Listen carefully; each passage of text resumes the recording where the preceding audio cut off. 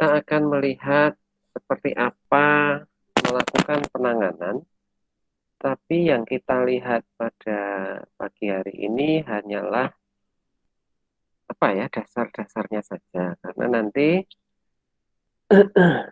sebagian materi yang lebih dalam itu kalian dapatkan di perkuliahan penanganan mutu, ilmu bahan makanan, dan teknologi pangan. Nah, yang akan kita pelajari hari ini itu memang sedikit banyak lebih terkait dengan bagaimana kita memperlakukan makanan itu sejak dari kedatangannya di dapur kita atau di perusahaan atau pabrik kita. Nah, baik, kita lihat dulu pendahuluannya. Menjamin sebuah produk pangan itu aman, itu tidak bisa hanya dari memasaknya saja. Hanya memasak, menyajikan, itu saja tidak bisa. Dulu memang paradigma yang banyak digunakan adalah yang penting memasak sampai mendidih, kemudian disajikan. Dulu paradigmanya begitu, sampai sekitar tahun 80-an akhir. Tapi kemudian setelah kita di Indonesia lebih banyak memahami tentang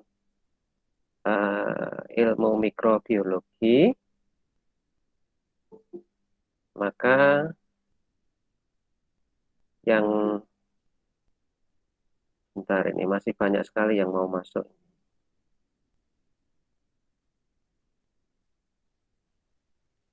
Saya sarankan mulai setelah ini, setelah ujian tengah semester, kalian segera memiliki email UMS supaya kalau mau masuk ke kelas seperti ini tidak butuh harus diizinkan oleh si pemilik Google Meet-nya ya. Baik, seiring berjalannya dan peningkatan pengetahuan tentang mikrobiologi, maka kita semakin sadar bahwa yang menentukan aman tidaknya sebuah produk pangan itu bukan hanya dari memasaknya, tapi bahkan dari bahannya. Mau lebih jauh lagi, bahkan dari sejak proses budidaya bahan itu. Kalau tanaman ya sejak dari penanamannya, kalau dari hewan ya berarti sejak dari si hewan itu lahir atau menetas dari telurnya. Jadi ketika kita bicara keamanan pangan sekarang, bagaimana kita mengamankan produk pangan kita, maka kita harus bicara mulai dari bahan sampai pendistribusian. Yang namanya distribusi itu sampai di, tolong dipahami, distribusi itu tidak hanya sampai di toko, sampai di warung, tidak. Tetapi distribusi itu sampai di piring di depan konsumen. Nah, itu masuk distribusi. Kalau kita bicara keamanan pangan. Tapi kalau mungkin kalau kita bicara proses uh, manajemen sebuah pabriknya, mungkin distribusi itu ya hanya sekedar sampai di toko. Baik, itu nanti kalian pelajari di tempat lain. Sekarang kita lihat dulu materi kita. Kita akan bicara tentang penerimaan terlebih dahulu. Contoh lah ini misalnya, kalian datang ke pasar, kemudian membeli sayur, ikan, sayur dan ikan. Nah, kemudian begitu itu sampai di rumah, maka kalian akan berpikir, bagaimana caranya supaya sayur dan ikan itu dalam keadaan terbaik ketika disajikan. Cara termudah adalah dengan langsung memasak. Jadi setelah pulang dari pasar, bahan yang kita beli itu langsung dimasak. Tapi kadang-kadang kan kita tidak bisa setiap hari ke pasar. Kadang-kadang kita harus membeli baru ke pasar hari ini, kemudian ke pasar lagi mungkin di hari Sabtu. Sehingga kita harus berpikir bagaimana caranya kita bisa menyimpan bahan makanan itu dengan baik. Nah, tentu kita membutuhkan sarana dan prasarana menyimpan yang baik. Nah, sarana yang paling umum digunakan oleh masyarakat adalah lemari es. Jadi, baik di rumah tangga maupun di industri pangan besar sekalipun, itu kita menggunakan ruang pendingin. Nah, kalau kita mau menyimpan dengan baik dan benar, maka kita sangat perlu bagi kita untuk mengingat sayur ini saya beli kapan, ikan ini saya beli kapan, supaya kita bisa berpikir ketika memasak hari berikutnya, itu kita bisa berpikir memasak sayur atau ikan yang kita simpan lebih dulu. Nah, oleh karena itu, supaya kita tidak lupa, maka ada baiknya kalau kalian di rumah itu ya diingat atau dicatat lah. Ini ikan ini dibeli kapan, disimpannya kapan. Nah, kalau di industri pasti dicatat. Kalau kalian sempat jalan-jalan ke industri yang besar, yang pencatatannya sudah bagus, pasti mereka punya catatan. Misalnya ada 1 karung kacang, maka di situ akan ada catatan. 1 karung kacang itu datangnya kapan? Sehingga mereka akan tahu nyimpannya sudah berapa lama. Nah, kalau kita di rumah tangga, seringkali kita malas membuat catatan. Padahal catatan itu penting. Ya paling tidak, kalau tidak bisa membuat catatan, ya kita harus mengingat. Oh ini saya beli bayam ini kapan? Tuh. Kalau beli bayamnya sekarang, beli kangkungnya kemarin, maka yang kita masak duluan mestinya kangkungnya dulu, bukan bayamnya. Kemudian, jangan menyimpan makanan di tempat yang terbuka, karena bakteri dengan cepat, ya tidak hanya bakteri sih, mikroorganisme dengan cepat mengkontaminasi makanan melalui udara. Kemudian, karena kita dilarang menyimpan makanan di tempat terbuka, maka siapkanlah wadah tertutup yang layak, yang di wadah itu kita bisa menyimpan bahan makanan itu. Seandainya tidak masuk kulkas pun, maka wadah itu kita harapkan bisa sedikit memperpanjang umur simpan makanan kita. Kemudian pastikan bahan makanan yang dingin itu masih berada dalam keadaan dingin ketika kita terima. Misalnya kalau kalian membeli eh, sosis, sosis kalian beli di supermarket kan, kalau sosis itu masuk di wadah pendingin itu kan. Nah, kalian harus bisa memastikan bahwa ketika sampai di rumah itu makanan itu juga masih dalam keadaan dingin. Jadi kalau kalian belanja produk pangan dingin di supermarket, ya jangan terlalu banyak mampir supaya bisa cepat sampai di rumah, supaya bisa cepat disimpan di lemari pendingin. Kemudian pastikan bahwa kemasan masih utuh dan bersih. Oleh karena itu, ketika membeli, itu kalian harus mengecek semua kemasan pangan yang kalian beli. Kemudian kalau di industri itu kita bisa meminta proses pengembalian ketika kita menemukan ada bahan makanan atau kemasan yang rusak. Kalau di supermarket mungkin agak sulit. Tapi kalau industri ketika mereka menerima bahan dari supplier kok ada yang rusak atau kemasannya ada yang rusak, mereka biasanya bisa minta proses pengembalian. Berikutnya penyimpanan. Nah, kalau di supermarket, kalian bisa perhatikan bahan pangan yang segar itu biasanya ditempatkan di ruang yang posisinya agak di dalam, kemudian suhunya relatif lebih dingin daripada yang lain. Kalau kalian masuk ke supermarket atau hypermarket, itu kalian bisa melihat tuh produk seperti buah, sayur itu jarang ditempatkan di dekat kasir, tetapi biasanya ditempatkan di belakang di salah satu sudut yang di situ relatif lebih dingin daripada tempat yang lain. Nah, itu adalah sebuah pemikiran yang baik karena memang kita harus mencari tempat penyimpanan bahan pangan segar itu yang dingin. Mengapa? Suhu di atas 4 derajat dan di bawah 60 derajat Celcius itu dianggap sebagai zona bahaya. Kenapa? Karena di situ, di suhu itu kita masih bisa menyaksikan bakteri, kita tahu bakteri bisa berkembang biak dan melakukan aktivitas.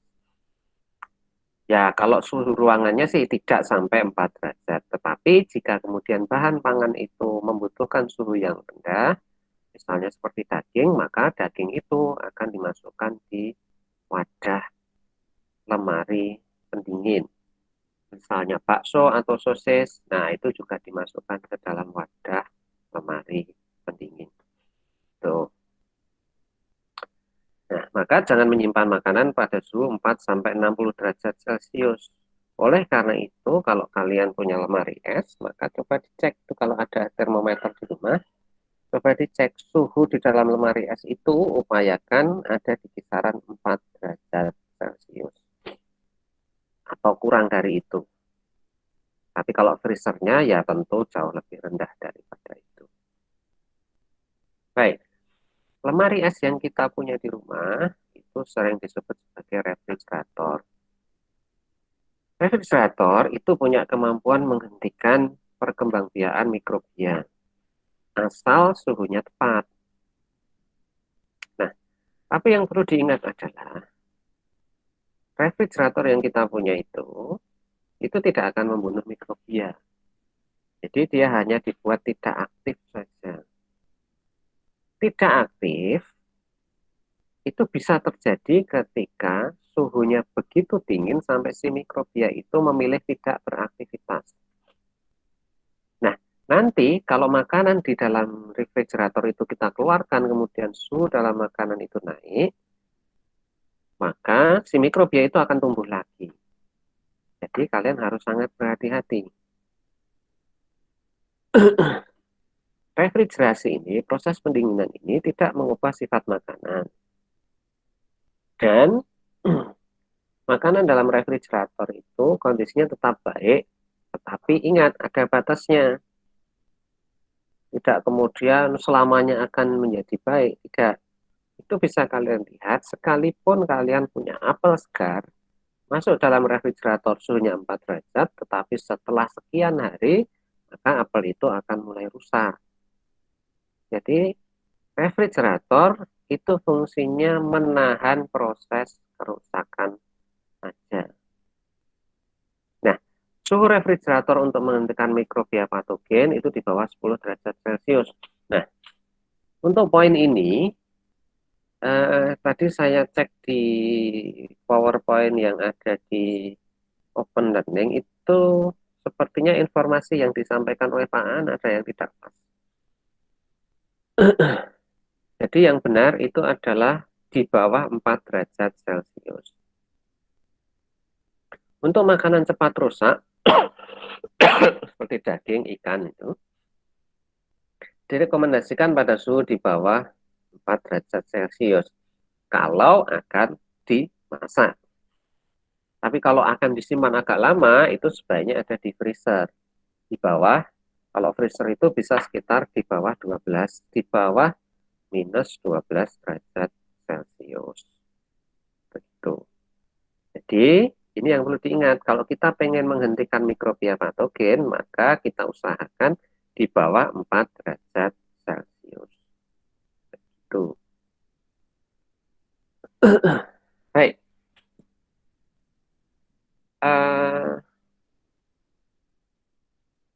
Proses penyimpanan dalam suhu rendah itu ada dua, pendinginan dan pembekuan.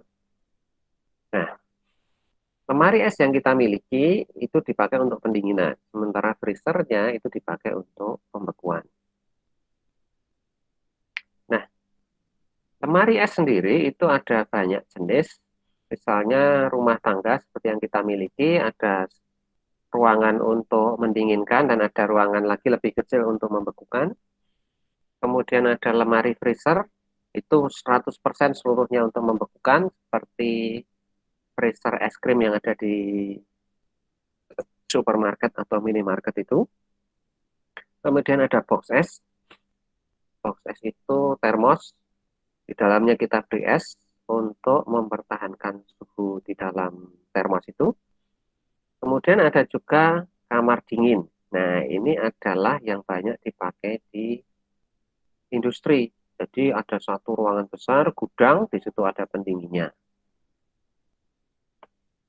Nah, prinsip kerjanya adalah berusaha mempertahankan suhu di dalam ruangan sampai suhu tertentu sesuai dengan kebutuhan. Kalau di industri, itu harus ada petugas khusus yang bertugas menjaga kebersihan dan juga mengawasi suhunya. Ada petugas yang mengatur keluar masuknya bahan. Yang masuk duluan harus keluar duluan. Makanya ada prinsip FIFO, first in, first out. Yang nomor satu masuk, maka itulah yang nomor satu harus keluar. Kemudian ada petugas yang memutuskan bahan mana yang harus disimpan. Fungsi pendinginan, tadi beberapa poin sudah sempat kita bahas sebelumnya. Menahan pertumbuhan bakteri. Tapi ingat, bakteri itu tidak mati, hanya tertahan saja pertumbuhannya atau aktivitasnya. Kemudian proses pendinginan itu tidak mengubah susunan dan komposisi alami makanan. Asal waktunya kita ketahui batas waktunya seberapa. Itu. Makanya nanti di ilmu bahan pangan kalian akan belajar nih kalau daging itu layaknya disimpan berapa lama, kalau buah berapa lama gitu. Kemudian ingat mikrobia ini akan tumbuh lagi kalau berada di lingkungan yang pas bagi mereka. Jadi ketika mereka ada di dalam lemari es, mereka akan terhambat. Tapi kalau sudah dikeluarkan dari lemari es, tidak kita simpan dengan baik, maka mereka akan tumbuh dengan sangat cepat. Ingat 4 sampai 60 derajat Celcius tadi.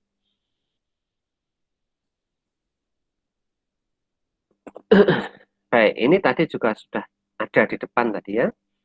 Makanan dalam refrigerator tetap dalam kondisi baik untuk jangka waktu terbatas. Maka pahami, kalau kalian nanti kerja di industri, kalian kerja di rumah sakit, di catering, maka kalian harus paham, kalau nyimpen telur itu harus bagaimana? Kalau nyimpen daging atau ikan, harus seperti apa? Waktunya seberapa lama? Itu harus dipahami. Kemudian ingat, menyimpan itu sebaiknya 4 derajat Celcius atau lebih rendah. Itu adalah anjurannya Departemen Pertanian Amerika Serikat seperti itu. Dan itu tentu juga applicable di Indonesia, tentu juga bisa kita laksanakan di Indonesia. Oleh karena itu, kalau nanti kalian bekerja di industri, maka di lemari pendingin itu nanti biasanya ada termometernya. Atau kalau tidak di industri, kalian jalan-jalan ke supermarket, kalian lihat lemari pendingin, itu biasanya juga ada layar yang menunjukkan suhunya. Dan itu harus selalu diawasi. Baik, menempatkan makanan dalam lemari es atau dalam ruang pendingin itu harus berada di tempat yang tepat. Kita upayakan makanan yang akan disimpan lebih lama, jadi kita mungkin memperkirakan nih, kalau daging ini kira-kira mau disimpan 1 minggu, maka kita harus tempatkan pada bagian paling dingin. Tapi kalau daging kita beli beku dari supermarket, kemudian besok atau nanti sore kita masak, maka ya tidak perlu kita tempatkan di bagian paling dingin. Kemudian perhatikan sirkulasi udaranya. Jadi penempatan bahan makanan di dalam lemari es itu harus kita upayakan supaya ada sela-sela. Nah, di sela-sela itu nanti itu udara akan bisa mengalir sehingga proses pendinginan akan lebih baik. Tuh. Kemudian pikirkan juga penyimpanan yang lebih efisien. Kalaupun harus ditumpuk, maka penumpukannya juga harus memikirkan sirkulasi udara.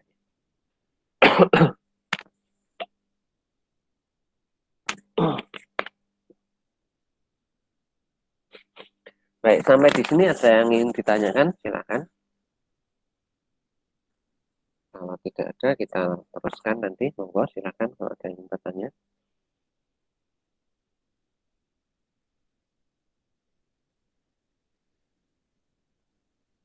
Ada, kita teruskan. Baik, sekarang menempatkan dalam rak.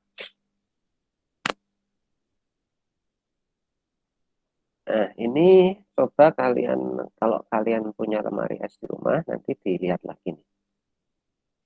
Makanan cair diletakkan di dekat sumber pendingin. Jadi kalau kalian punya sayur yang ingin disimpan dalam sayur mateng misalnya, yang ingin disimpan dalam lemari pendingin, maka itu harus didinginkan dulu. Sayur itu harus didinginkan dulu. Suhu kamar, kemudian baru masuk ke lemari es. Kemudian perhatikan makanan cair diletakkan di dekat sumber pendingin. Jadi kalau kalian lihat di lemari es itu kan biasanya kita bisa melihat sumber aliran udara dinginnya. Biasanya bentuknya kisi-kisi gitu. Nah, letakkan di situ, tapi perlu diingat, ketinggian cairannya itu 5-8 cm. Jangan terlalu banyak. Jadi misalnya satu panci penuh, tingginya 20 cm begitu. Jangan seperti itu. Kalau memang kita punya sayur yang agak banyak, ya berarti kita harus menempatkan pada beberapa wadah, jangan jadi satu. Kemudian, daging atau makanan yang sudah diolah, misalnya kita punya opor, sudah matang, mau didinginkan, itu tempatnya di atas yang belum diolah. Jadi kalau kita punya lemari es, di situ kita tempatkan opor dan sayuran kayak bayam yang belum dimasak, maka ya opor itu posisinya di atas, jangan di bawah. Mengapa? Karena makanan yang belum diolah itu bisa jadi akan di makanan itu akan menempel kotoran yang tentu tidak kita kehendaki masuk ke dalam makanan yang sudah diolah. Kemudian, makanan yang berbau kuat itu harus kita jauhkan dari makanan lain yang menyerap aroma. Susu itu sangat mudah menyerap aroma. Maka jauhkan produk susu itu dari makanan yang beraroma kuat. Tentu kita tidak ingin minum susu kok ada aroma duriannya misal. Atau ada aroma udangnya. Kemudian makanan dalam gelas yang tertutup rapat atau kaleng yang tertutup rapat itu diletakkan pada bagian terbawah lemari es. Kemudian bahan pangan mentah harus dipisah dari makanan yang siap santap. Makanya idealnya itu kita punya dua lemari es. Satu lemari es dipakai untuk makanan yang matang, satu lemari es dipakai untuk bahan yang mentah. Tapi kan lemari es bukan barang yang murah. Makanya kalaupun kita harus menjadikan satu di dalam satu lemari es, maka pastikan yang mentah itu tidak mencemari yang sudah matang. Berikutnya, makanan yang sudah diolah ditutup dengan plastik bening untuk mencegah tercemarnya makanan makanan yang sudah diolah. Suhu lemari pendingin tidak boleh lebih dari 10 derajat. Tadi direkomendasikan 4 derajat atau kurang. Kemudian jagalah selalu kebersihannya. Kemudian poin ketiga tadi sudah kita bahas. Poin keempat, makanan beku harus dilunakkan sebelum dipanaskan. Jadi kalau kalian punya ikan atau daging yang beku ada di freezer, maka sebelum dimasak itu harus dilunakkan dulu. Caranya itu bisa dengan memindahkan ke refrigerator, ke pendingin, bukan di freezer, kemudian ditunggu 1 hari 1 malam baru dimasak, atau bisa juga dengan diberi aliran air dingin. Jadi diletakkan di baskom misalnya, kemudian dialiri dengan air dingin dari keran. Itu juga bisa dilakukan. Nah, proses pelunakan ini harus dilakukan supaya benar. Harus dilakukan dengan benar supaya mutu makanan itu tetap terjaga.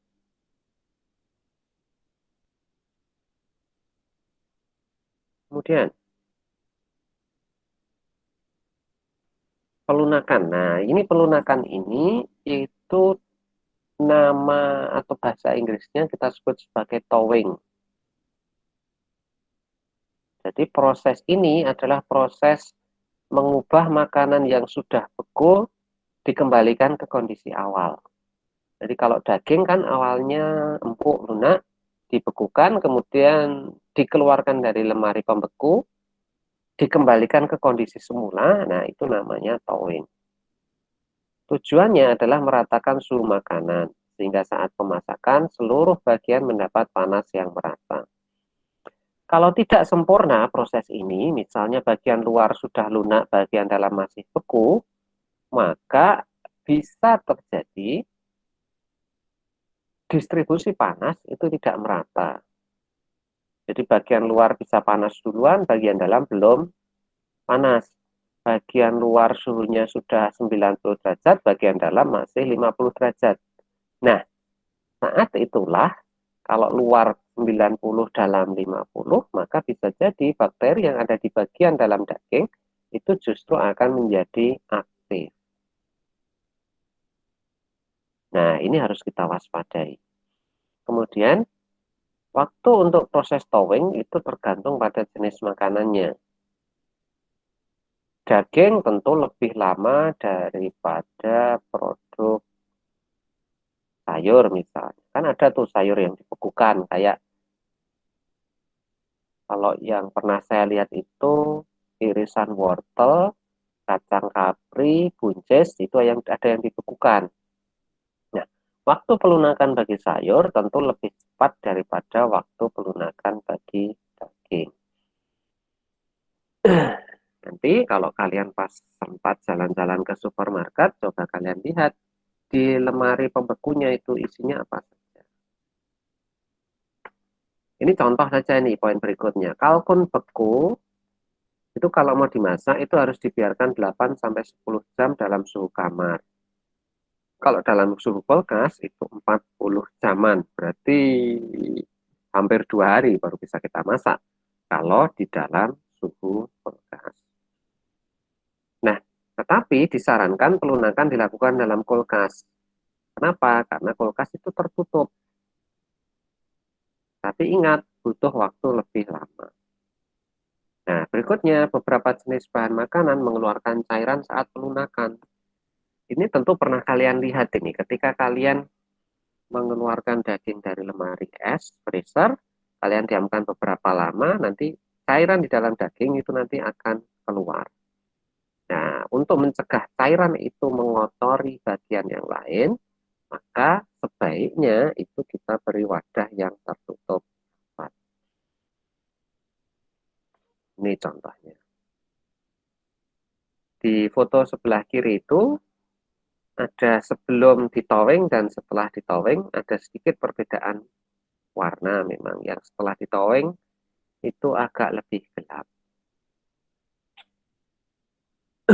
Berikutnya setelah ditowing kita bisa mulai memasak. Memasak ini bisa membunuh bakteri kalau suhunya tepat.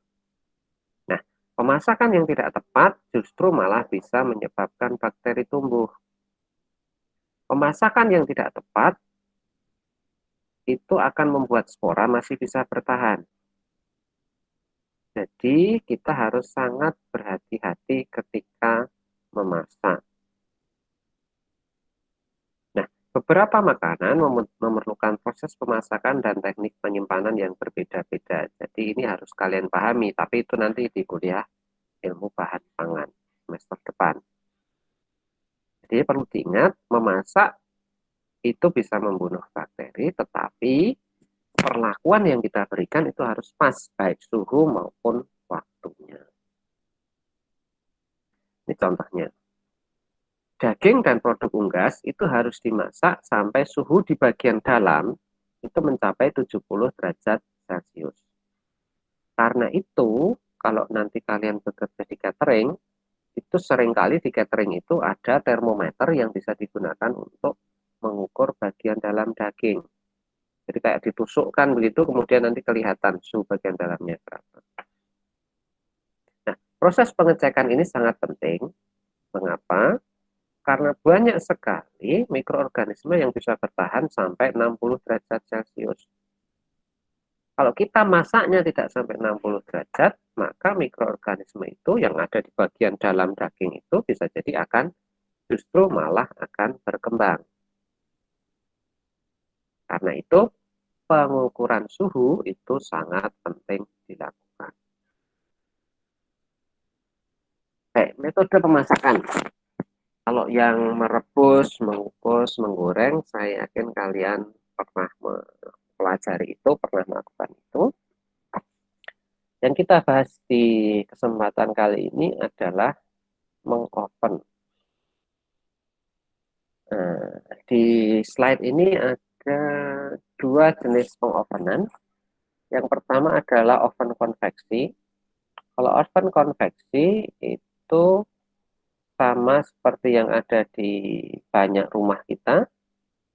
Udara panas, panasnya bisa karena gas atau karena listrik, kemudian dimasukkan ke dalam sebuah ruangan oven, kemudian untuk mempercepat proses aliran udara, itu di bagian belakang oven diberi kipas. Tuh, jadi pemanasannya menggunakan energi gas atau energi listrik. Kemudian ada lagi microwave oven. Microwave oven itu lebih banyak digunakan untuk memanaskan kembali, menghangatkan kembali.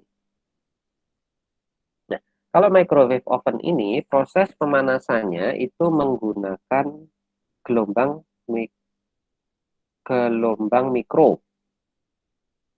Jadi oven ini me, mengenerate, mem- memunculkan gelombang mikro. Ketika gelombang mikro itu tepat, maka apapun yang ada yang terkena oleh gelombang mikro itu suhunya akan naik. Nah, ini sering kita gunakan untuk memanaskan makanan. Di Indonesia memang jarang dipakai, tapi di banyak negara yang 4 musim, microwave oven ini banyak digunakan. Ini bisa memanaskan sayur hanya dalam 1 menit, bisa memasak mie instan hanya dalam 2 menit. Di lab ada juga microwave oven, jadi nanti kalau kalian sudah bisa bekerja di lab, nanti mungkin kita bisa melakukan proses pembelajaran langsung dengan microwave oven. Berikutnya ada pressure steamers. Ini kalau di Indonesia namanya panci pertekanan. Orang awam menyebutnya panci presto.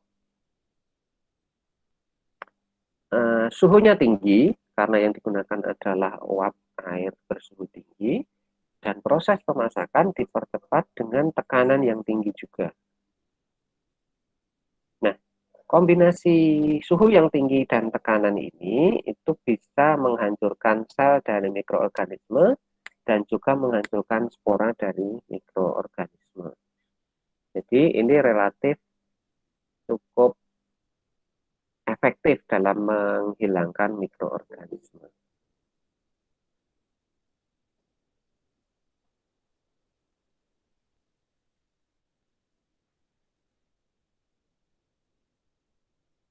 Nah, Yang perlu kita pahami ada teknik pemasakan yang kadang-kadang suhu bagian dalam itu masih agak rendah. Misalnya memanggang daging atau kalau di Indonesia misalnya membakar daging seperti sate. Nah, di banyak negara, saya nggak tahu kalau di Indonesia sepertinya malah enggak ya. Di banyak negara itu ketika kita membeli steak dipanggang, itu kita sering ditanyai itu. Ini mau masak penuh, artinya benar-benar sampai mateng, atau mau masak biasa, atau hanya setengah mateng. Ada orang yang suka dengan steak setengah mateng. Kenapa? Karena steak setengah mateng itu agak juicy, agak berair bagian dalamnya. Tapi setengah mateng itu punya resiko. Resikonya adalah bagian dalam daging itu suhunya tidak mencapai 70 derajat Celcius. Tadi sudah kita bahas.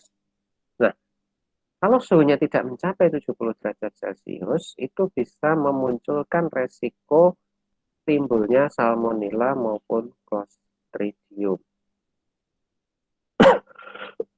Nah, bagaimana menghindarinya? Kalau kita ingin menghindarkan diri dari resiko yang muncul karena pemasakan tidak matang, maka kita harus memastikan bahwa di awal itu bahannya bebas dari kontaminasi. Tapi itu bukan pekerjaan yang mudah. Memastikan daging bagian dalam bersih itu kan bukan pekerjaan yang mudah. Makanya kalau nanti kalian berkesempatan memasak daging, maka pastikan bagian dalam itu suhunya 70-an derajat Celcius agar agar mikroorganisme yang ada di bagian tengah itu juga ikut mati. Itu. Kemudian ada teknik lagi yang sering dilakukan di Indonesia ini, namanya reheating. Sudah dimasak, tidak dikonsumsi. Jadi misalnya kita masak siang tapi dipakai untuk malam. Nah, nanti malam dipanaskan lagi. Nah, suhu yang naik turun seperti ini itu kadang-kadang juga malah memicu pertumbuhan mikroorganisme. Apalagi kalau proses pemasakan awal dan penghangatannya itu suhunya kurang tinggi. Makanya kita perlu memastikan bahan pangan yang di reheat ini, yang dipanaskan ini, suhunya aman atau suhu proses pemanasan ulangnya itu cukup untuk membunuh mikroorganisme. Baik, kita lihat di sebelah kanan itu tentu itu hanya bertanda saja ya, memanaskan potongan pizza dengan setrika bagian bawahnya, kemudian di atasnya dengan air dryer. Tentu itu hanya bertanda saja. Caranya bukan seperti itu. Reheating bisa dengan magicom, bisa dengan dikukus atau dipanggang lagi atau direbus lagi. Termasuk tadi reheating bisa juga dilakukan dengan microwave oven tadi.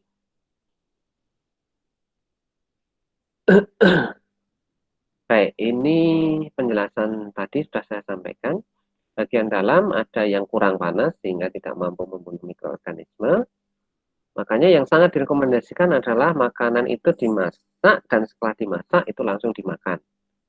Itu yang paling direkomendasikan. Tetapi tentu untuk orang-orang yang sibuk mungkin ini tidak bisa dilakukan. Baik. Oh, ini tulisannya tidak muncul. Baik, tidak apa-apa. Ini sedikit gambaran bagaimana suhu itu sangat mempengaruhi pertumbuhan mikrobia 2 kali lipat. Kalau kita lihat di gambar itu, suhu 4 derajat Celcius itu mikrobia tidak mati, dan kalau dia ingin berkembang biak 2 kali lipat, misalnya dari 10 menjadi 20, maka waktu yang dibutuhkan itu 6 jam. 6H itu 6 hour, 6 jam. Itu kalau suhunya 4 derajat. Tapi kalau suhunya 28 derajat Celcius, waktu yang dibutuhkan dari 10 menjadi 20 itu hanya setengah jam. Ya, ini hanya gambaran saja. Suhu lebih rendah itu nanti bisa menghambat pertumbuhan mikroorganisme. Kita bisa lihat di situ 28 derajat Celcius itu hanya butuh setengah jam.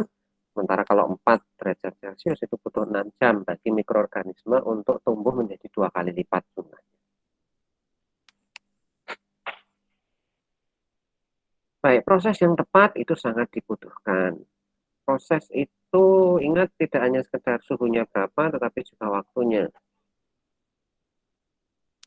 Banyak yang merekomendasikan kalau kita memanaskan lagi, artinya masakan matang dari daging kita panaskan lagi, itu paling tidak bagian dalam itu harus 70 derajat Celcius selama 2 menit.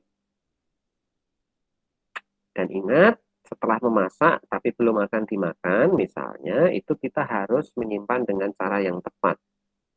Setidaknya gunakan tutup yang rapat. Setidaknya simpanlah di tempat yang dingin. Itu nanti insya Allah akan ya sedikit memperpanjang umur simpan makanan kita.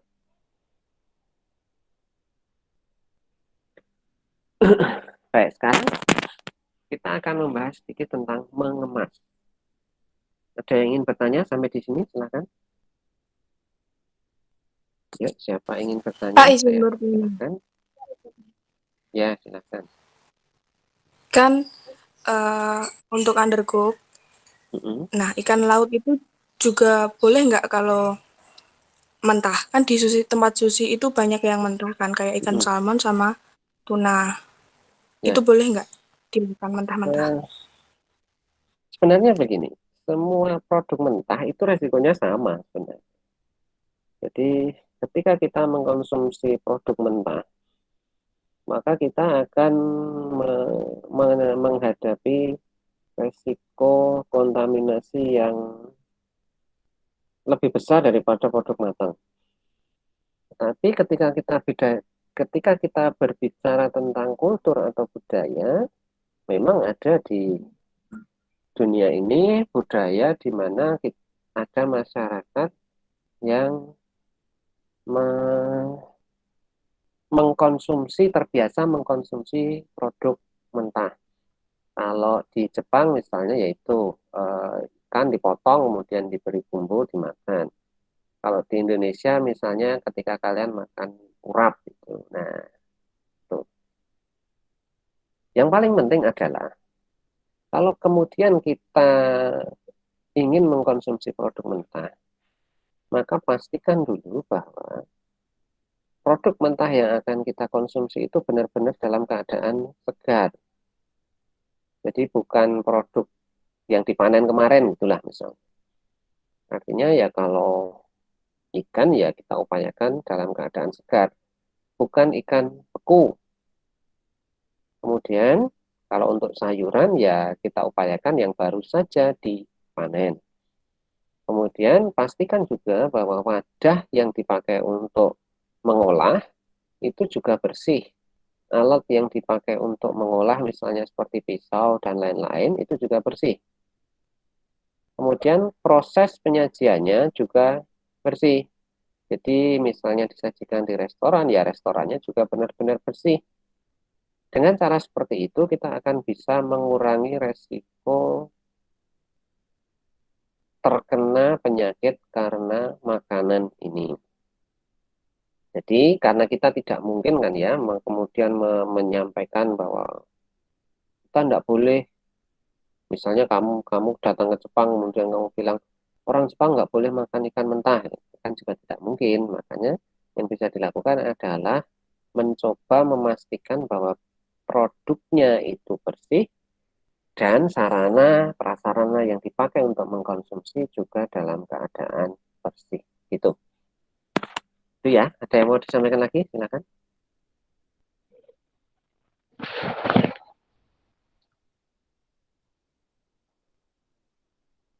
Ada lagi nggak? Kalau tidak ada, kita masuk ke pengemasan.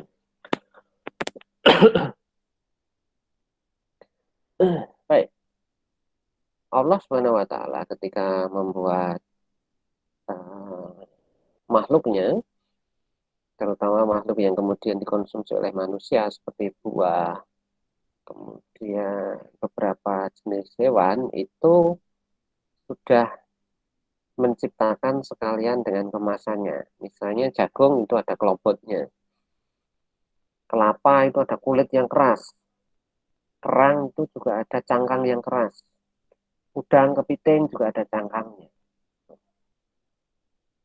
Nah, tetapi tentu saja kemasan-kemasan seperti itu seringkali tidak mencukupi bagi kebutuhan atau keperluan manusia. Karena itu kemudian manusia berpikir memperbaiki mutu kemasan itu agar sesuai dengan kebutuhannya. Oleh karena itu kemudian di awal keberadaan manusia itu manusia mulai menggunakan kemasan alami seperti daun, kulit pohon, kulit binatang, kemudian setelah berkembangnya peralatan muncul pengemasan dari batu, logam, tanah liat, dan lain-lain itu. Nah, kemasan sendiri sekarang sudah sangat beragam. Masih ada masyarakat yang menggunakan kemasan alamiah. Misalnya kalau kalian beli tempe, itu masih ada yang menggunakan kemasan daun. Meskipun ada juga sekarang yang menggunakan kemasan plastik. Nah, pengemasan sendiri adalah kegiatan menempatkan, waduh mohon maaf, ya, keliru ini, nanti saya betulkan. Kegiatan menempatkan produk ke dalam wadah dengan segala jenis material lainnya yang dilakukan oleh produsen atau pemasar untuk kemudian disampaikan kepada konsumen. Jadi, supaya konsumen mudah menerima itu tidak hanya dari sisi gampang membawanya, tetapi juga menerima secara estetika ya. Contohnya apa ya?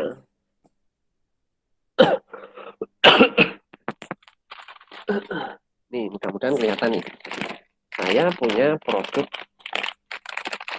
seperti ini. Kalau kemudian ini di Roma Sandwich ini dikemas hanya dalam plastik bening, tentu tidak menarik. Makanya kemudian dibuatkan kemasan dalam wadah plastik seperti itu. Ada labelnya, ada gambarnya, ada informasinya.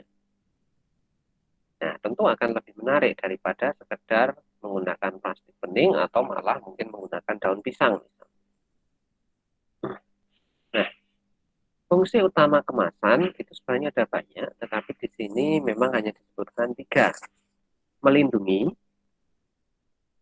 sarana promosi dan informasi, serta memberikan nilai tambah.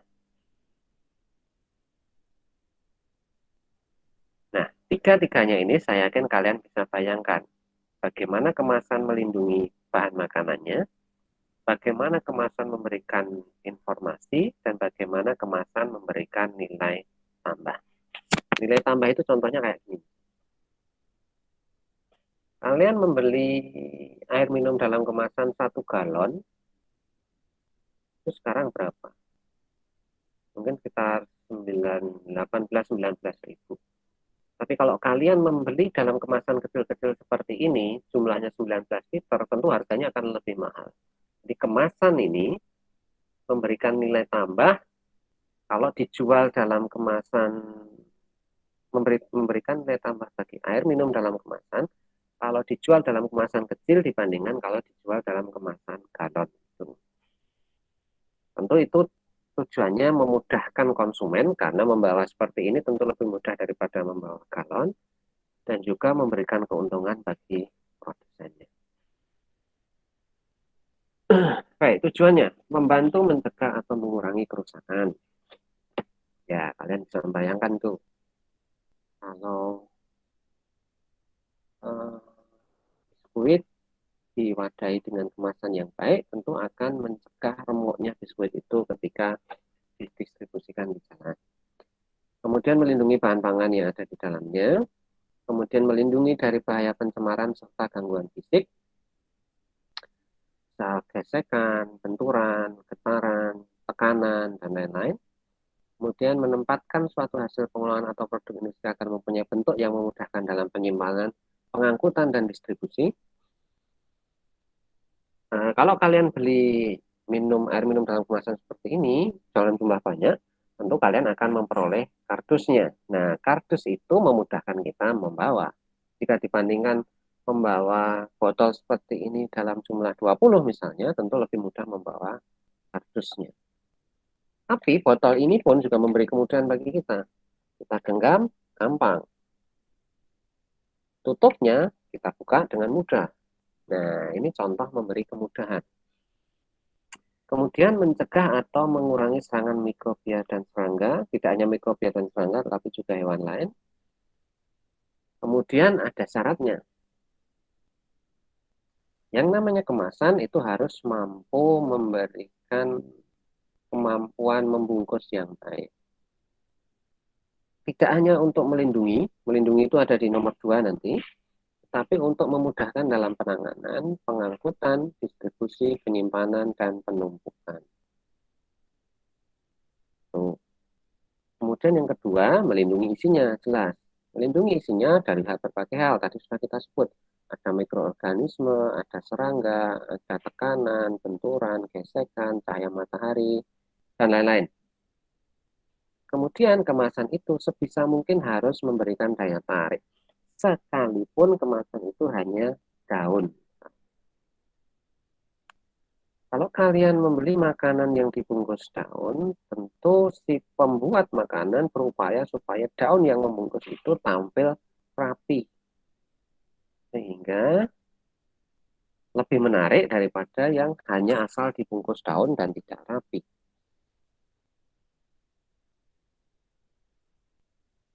Berikutnya,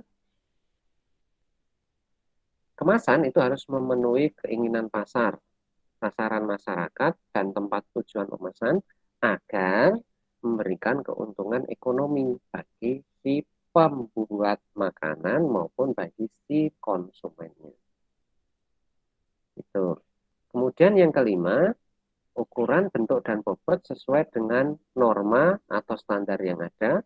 Jadi pemerintah harus membuatkan standarnya, kemudian mudah dibuang, mudah dibentuk, atau dicetak. Nah, kebetulan sekarang perkembangan teknologi plastik itu sudah memungkinkan manusia untuk membuat kemasan dalam beraneka jenis bentuk yang dulu tidak pernah bisa kita buat ketika kita menggunakan kemasan daun.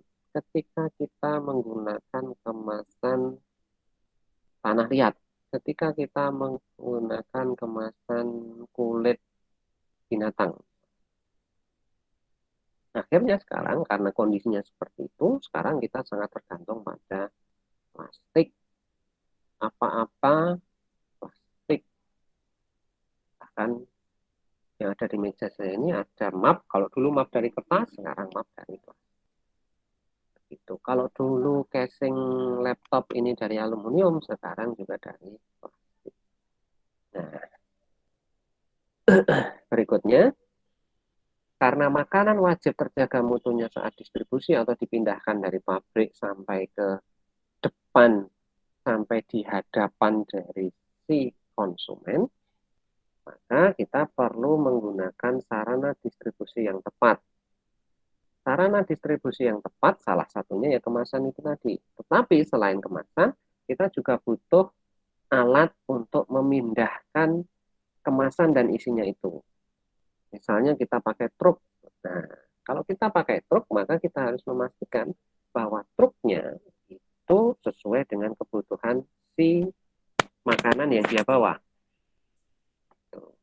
Kalau memang harus makanan yang dibawa itu membutuhkan suhu beku, maka ya truknya harus ada pembekunya. Kalau kalian pernah lihat truk es krim yang sering lewat di jalan raya itu, ketika si sopir membawa misalnya dari Tangerang ke Solo, sopir harus berhenti untuk makan siang di rest area misalnya, maka mesin tidak boleh dimatikan, karena kalau mesin dimatikan nanti pendingnya juga akan mati. Bahkan kalaupun harus dibawa ke Sumatera lewat laut, maka ketika truk itu ada di atas kapal, maka mesin truk itu juga tidak boleh dimatikan. Bahkan ketika truk itu mengisi solar, itu juga tidak boleh dimatikan. Nah, itu adalah distribusi yang benar. Bahkan sekarang ada juga tuntutan perusahaan truk itu menjamin kehalalan truknya. Bukan kemudian truknya dimakan, tetapi si pemilik truk harus menjamin bahwa truk yang dia pakai itu tidak pernah bersentuhan dengan najis, atau kalaupun bersentuhan dengan najis harus langsung dibersihkan, dan juga tidak pernah bersentuhan dengan produk-produk yang tidak halal.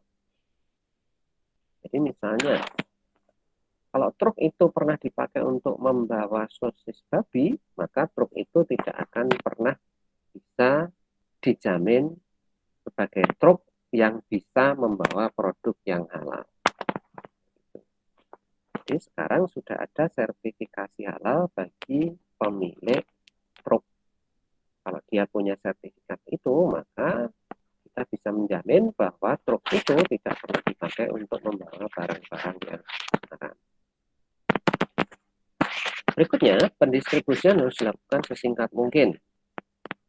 Jadi, sopir truk itu harus berpikir jalan paling cepat supaya bisa sampai ke tujuan.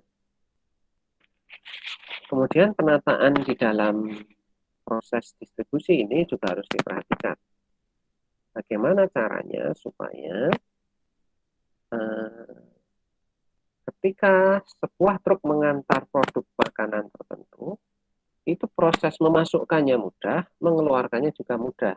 Kemudian ada catatan nih, ada catatan yang didatangi pertama oleh si sopir, itu berarti posisi makanannya harus berada di paling dekat pintu, misalnya seperti itu, supaya keluarnya cepat.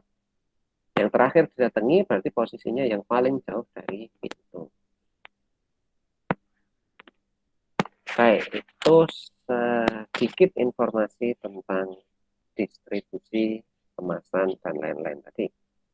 Sampai di sini ada yang ditanyakan lagi, silakan.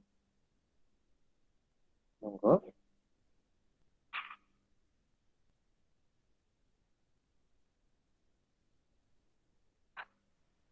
Enggak yang mau ditanyakan. Kalau tidak ada, kita tutup sekian dulu. Tapi kalau ada, saya tunggu. Pak, izin bertanya. Ya, silakan. Untuk penyimpanan sayuran atau buah itu perlu dicuci dulu nggak, Pak, untuk di lemari es? Kalau daging tidak, tapi kalau sayur dan buah bisa dicuci, tetapi perlu dipastikan bahwa proses pencucian itu tidak membuat sayur atau buahnya itu cacat. Jadi misalnya kalau kemudian kita mencuci tomat, tetapi karena terlalu bersemangat, kemudian justru membuat tomat itu luka, maka itu harus dihindarkan. Tapi ingat, tidak semua sayur dan buah itu bisa dicuci atau didinginkan di dalam lemari es. Nanti di kuliah ilmu bahan pangan kalian akan pelajari lebih lanjut itu. Jadi nanti akan ada pembelajaran khusus. Kalau buah ini harusnya menyimpannya begini, kalau sayur ini nyimpannya begini, kalau umbi ini nyimpannya begini. Gitu. Semester depan ya kita pelajari itu. Iya. Baik, Yuk, yang terima lain. kasih, Pak. Ya, silakan yang lain.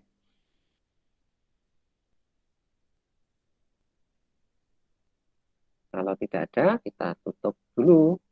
Nanti saya masih berunding dengan Pak Aan tentang soalnya, tapi insya Allah nanti soalnya sama. Kemudian nanti saya akan konsultasi dulu dengan Pak Aan, apakah akan ada proses pemberian kisi-kisi gitu ya. Karena saya juga tidak berani memberikan kisi-kisi kalau Pak Aan tidak memberikan kisi-kisinya. Gitu. Tapi nanti yang kimia insya Allah saya akan siapkan beberapa clue supaya kalian bisa fokus belajarnya ada di titik-titik tertentu. Gitu. Paham ya? Untuk kimia, itu nanti akan ada soal pilihan ganda dan 3 soal essay. Tuh, jadi bersiap-siaplah. Untuk kelas A dan B itu ada soal pilihan ganda dan ada soal essay. Baik, seperti itu dulu. Mudah-mudahan bermanfaat. Kita tutup dengan membaca hamdalah bersama-sama. Alhamdulillah. Alhamdulillahirobbilalamin. Baik, terima kasih atas perhatiannya. Selamat belajar. Minggu depan kalian sudah mulai UTS. Belajarlah baik-baik. Kemudian jagalah kejujuran selama UTS. Kalau dosennya minta close book, ya kalian harus close book. Kalau dosennya minta open book, ya berarti kalian boleh membuka buku atau catatan.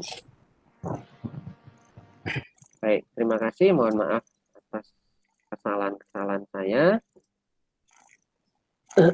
Kapan-kapan semoga kita bisa segera ketemu. Saya terus terang juga sudah bosan kuliah seperti ini lagi. Kemudian ya paling tidak awal tahun depan kita bisa kuliah lagi. Mudah-mudahan sudah selesai semuanya masalah kita ini ya. Terima kasih. Assalamualaikum warahmatullahi wabarakatuh.